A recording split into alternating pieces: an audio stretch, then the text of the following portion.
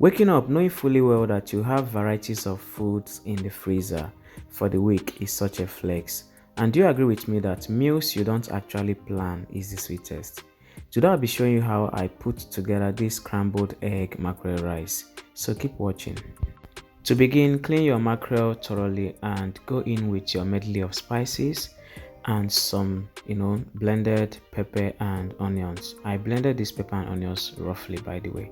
So add water and allow this to start simmering. Fish doesn't take so much time to cook, just 7 minutes is enough.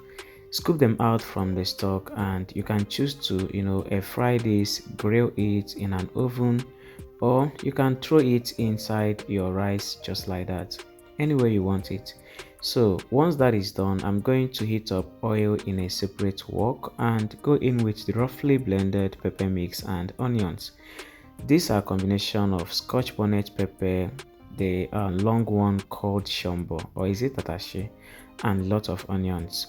Now allow this to fry, but before then I slightly seasoned it. You don't want to do too much at this point because remember our stock is properly seasoned. So what I went in there with is just some spicity to give it more intense color, and seasoning cube, ginger and garlic, and a little bit of salt. So in between the frying time, I skimmed off excess oil which I added into this pot and top up with more oil to fry the egg. I didn't season the egg, just beat the egg and introduce it into the hot oil and scramble it. Once it is set, you want to scoop them out and set them aside. This egg part is totally optional, it's a kind of building flavors and elevating the taste. So next I'm going to check on the sauce, and at this point you can see oil flows to the top, which is an indication that it is ready. Now introduce the scrambled egg and mix everything well to combine. If you like, you can add the egg towards the ending of the cooking. But I choose to, so it can soak up most of the sauce as well. So once that is done, I'm going to add the thoroughly washed rice. I don't parboil my rice. What I do is to soak it in hot water for a few minutes and washed multiple times until the water becomes clear. So at this point I thought the pot will not contain the rice, so I transferred it into a large enough pot.